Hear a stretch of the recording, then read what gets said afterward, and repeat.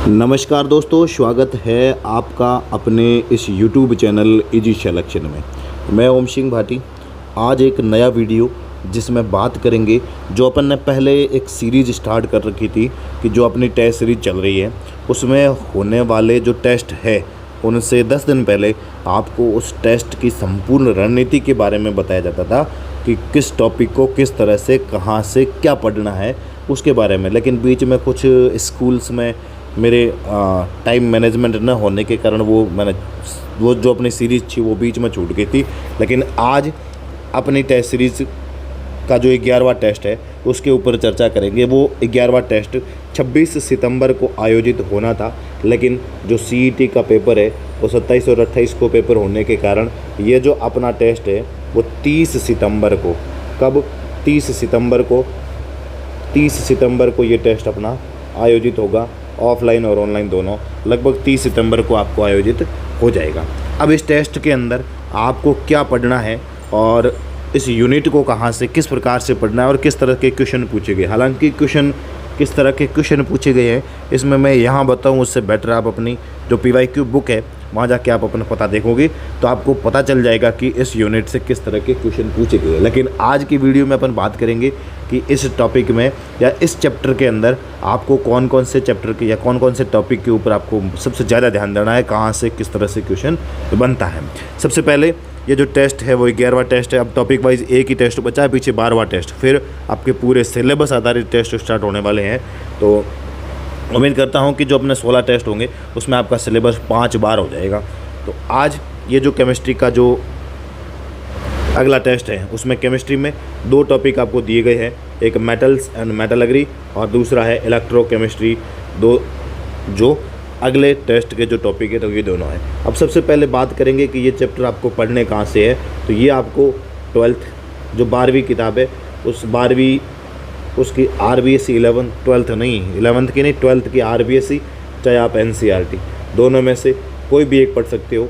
मैंने इस यूनिट को किसको मेटल्स एंड मेटलर्जी और इलेक्ट्रोकेमिस्ट्री को इन दोनों यूनिट्स को कहाँ से किया था, RBSC 11-12 से किया था।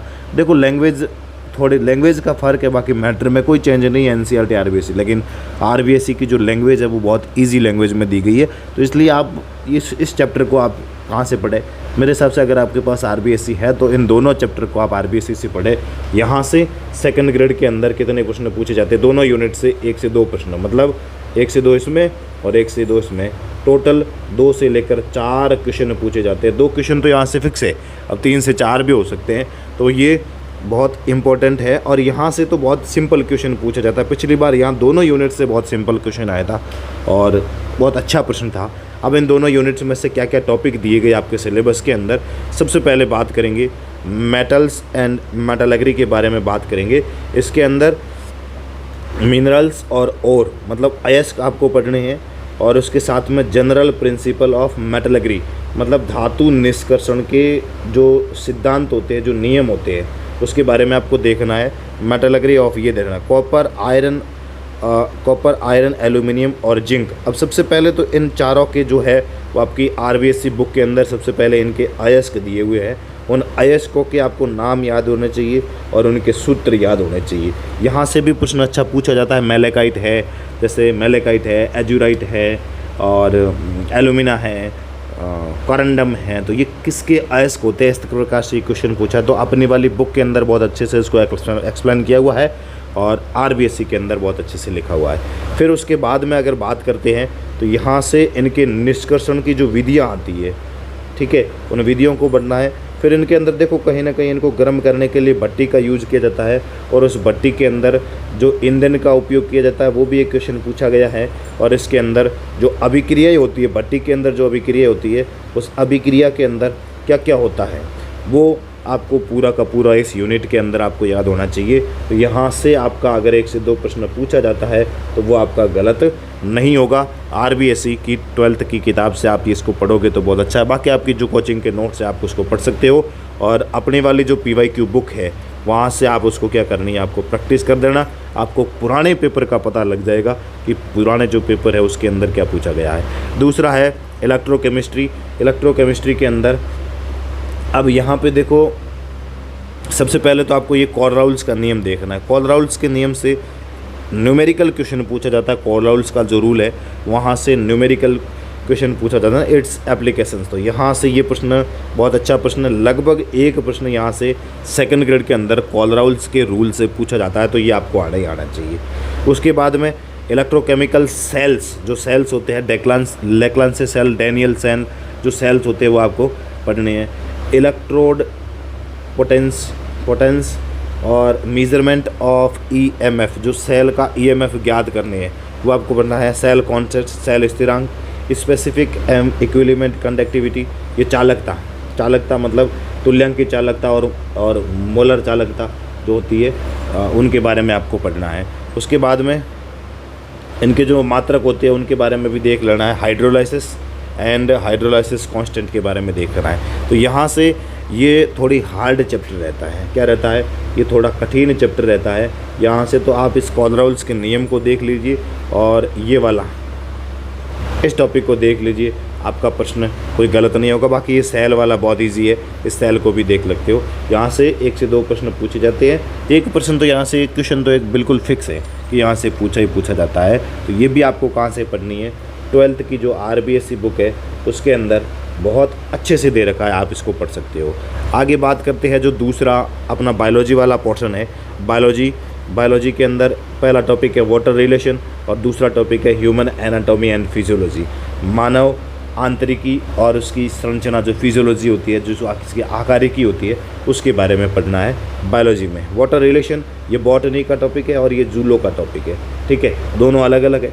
वाटर रिलेशन यहाँ से सेकंड ग्रेड के अंदर 1 से 2 प्रश्न पूछे जाते हैं और यहाँ ह्यूमन फिजियोलॉजी से अपने 4 से 5 क्वेश्चन लगभग ह्यूमन फिजियोलॉजी पूरी के अंदर पूछे जाते हैं, जो आपके सिस्टम दिए हुए हैं।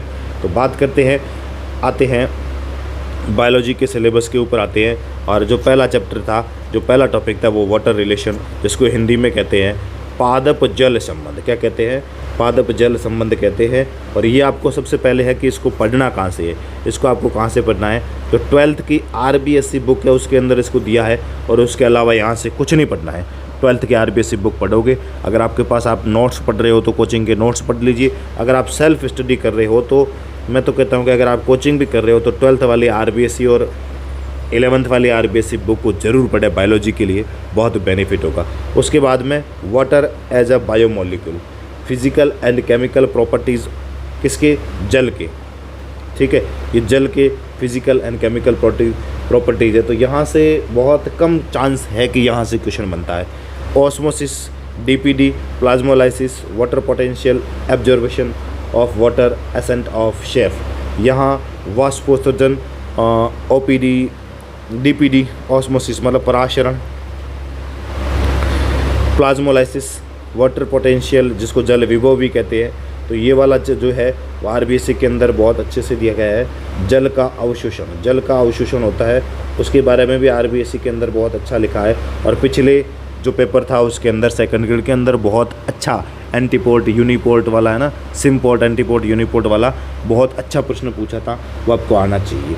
उसके बाद में वाटर रिलेशन, ये तो 11th-12th लेवल का है, अब ये ग्रेजुएशन का है, लेकिन आप 12th वाली बुक अगर पढ़ के जाते हो तो आपको बाहर से पढ़ने की आवश्यकता नहीं पड़ेगी। ट्रांसपरेशन वाष्पोत्सर्जन भी कहते हैं, या जल का स्थानांतरण या गटेशन, मैकेनिज्म ऑफ स्टोमेनल मोमेंट, रंध्रों की गति, बहुत अच्छा प्रश्न है कि रंध्रों की गति से सेकंड ग्रेड के अंदर हर बार प्रश्न पूछा जाता है, तो यहाँ से भी पूछा जाएगा।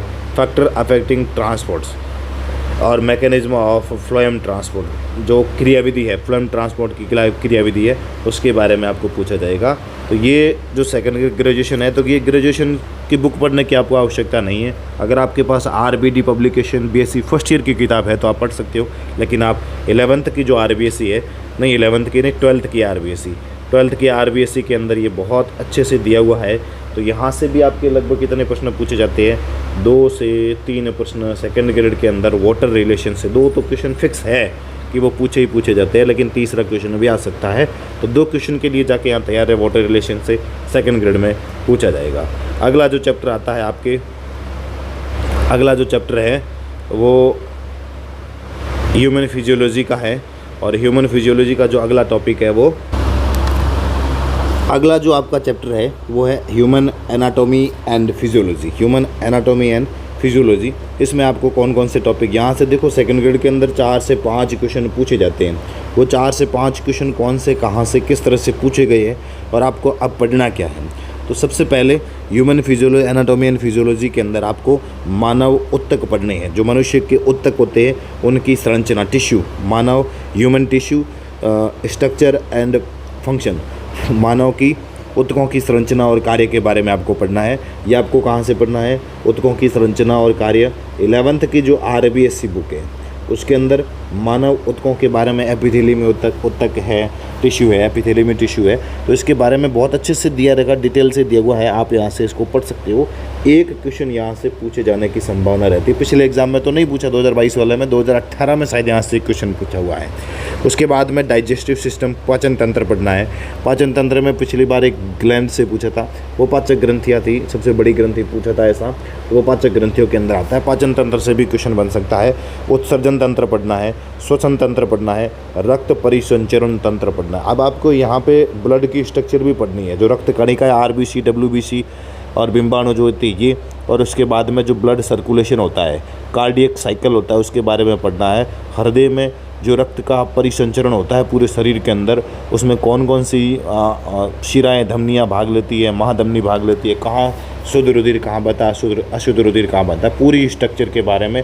जो हृदय के अंदर जो हृदय की धमनी होती है, जो लब डब वाला, वो फर्स्ट ग्रेड के अंदर क्वेश्चन पूछा है कि हृदय के धड़कने की जो आवाज़ आती है वो किस तरह की होती है। कोई बोलता है धक धक आती है, कोई बोलता है लब डब आती है, लेकिन साइंस कहती है कि वो ध्वनि लब डब होती है, धक धक नहीं होती है। तो इस तरह से वो आपको याद करना है या आपको पढ़ना है। रक्त परिसंचरण तंत्र, तंत्रिका तंत्र, नर्व सिस्टम के बारे में बहुत अच्छा प्रश्न पूछा जाता है। तो ये सारे चैप्टर आपको, ये तो वो तो वहाँ पढ़ना। ये जो ह्यूमन डाइजेस्टिव सिस्टम है, उत्सर्जन तंत्र है, श्वसन तंत्र है, ब्लड सर्कुलेशन सिस्टम है, नर्व सिस्टम है, ये आपको कहाँ मिलेंगे, 12th की जो RBSc बुक है उसके अंदर बहुत अच्छे से डिटेल से दे रखा है। ग्रेजुएशन लेवल तक का वो क्लियर करता है, इसलिए आपको ये वाले चैप्टर RBSc 12th के अंदर पढ़ने। बाकी अपने वाली जो PYQ बुक है उसके अंदर जितने भी प्रीवियस ईयर क्वेश्चन हैं RBSc द्वारा पूछे हुए, उनको विद एक्सप्लेन किया गया, सॉल्यूशन दिया गया, विद सॉल्यूशन उसको दिया गया है। फिर आता है, ये तो 12th लेवल का था। अब ग्रेजुएशन लेवल में एंडोक्राइन सिस्टम, जो अंतःस्रावी ग्रंथियाँ होती है उसके बारे में। पाचन की ग्रंथियाँ, पाचन की ग्रंथियाँ कौन सी होती है, यकृत है, अग्नाशय है, उसके बारे में बहुत अच्छा प्रश्न पूछा जाता है। तो ये यकृत और अग्नाशय, लीवर और अग्नाशय पैंक्रियाज के बारे में आपको पढ़ना है। फिर हार्मोनल कंट्रोल, जितने भी हार्मोन मानव के शरीर के अंदर बनते हैं, नर हार्मोन, मादा हार्मोन, तो उन हार्मोन्स के बारे में पढ़ना है। फिर ब्लड क्लॉटिंग, यहाँ जो ब्लड क्लॉटिंग के फैक्टर आते हैं जिनको जैसे सेगमैन कारक होता है, पिछली बार पूछा था, हैगमैन कारक पूछा था, तो वो हैगमैन कारक है। तो जो भी सेकंड ग्रेड के अंदर पूछा था उस तरह के क्वेश्चन ब्लड क्लॉटिंग फैक्टर से भी पूछे जाते हैं, ब्लड क्लॉटिंग से भी पूछे जाते हैं, तो ये ब्लड क्लॉटिंग पढ़ता है। उसके बाद में मसल्स, मांसपेशियाँ पढ़नी है, नर्व इम्पल्सन, कंडक्शन, मसल कॉन्ट्रैक्शन के बारे में आपको, ये सेकंड ग्रेड की अच्छे क्वेश्चन यहाँ बनने की संभावना रहती है। और RBSc 12th के अंदर आपको ये पूरा चैप्टर देखने को मिल जाएगा। तो ये 11th 12th से ही आपकी बायोलॉजी क्लियर हो रही है, तो आपको ग्रेजुएशन लेवल के पढ़ने की आवश्यकता नहीं है। थोड़ा सा आपको फिजिक्स का ये जो चैप्टर दिया हुआ, आप फिजिक्स अपने स्तर पे पढ़ते रहना। यहाँ थोड़ा सा टेस्ट के अंदर बदलाव किया गया है कि यहाँ पर आपको टीचिंग मेथड के संपूर्ण सिलेबस से अब प्रश्न पूछे जाएंगे, क्योंकि 2 बार आपको मैंने कहाँ से दे दी है, टॉपिक वाइज दे दिए हैं। अब टीचिंग मेथड के अंदर संपूर्ण सिलेबस के से क्वेश्चन आएंगे। अब टीचिंग मेथड की बुक भी आपके पास 15 से 20 दिन के अंदर आने वाली है, वो टाइपिंग चल रही है उसकी, और उसके जो प्रीवियस ईयर क्वेश्चन है वो एक साथ इकट्ठे कर दिए हैं। 15 से 20 दिन में वो आपके सामने होगी, बहुत अच्छी बुक होगी। तो ये थोड़ा सा चेंज है। ये टेस्ट 11 के अंदर टीचिंग मेथड को चौथा यूनिट ना होकर संपूर्ण सिलेबस के आधार पर पूछा जाएगा, तो ये आप थोड़ा ध्यान रखना। जो भी ये रणनीति बताइए, अगर आप इसके अकॉर्डिंग करते हो तो आपका बहुत अच्छा पेपर जाएगा सेकंड ग्रेड संस्कृत एजुकेशन का पेपर में।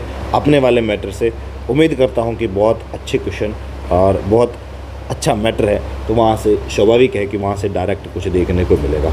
आज के इस वीडियो में इतना ही। बहुत बहुत धन्यवाद।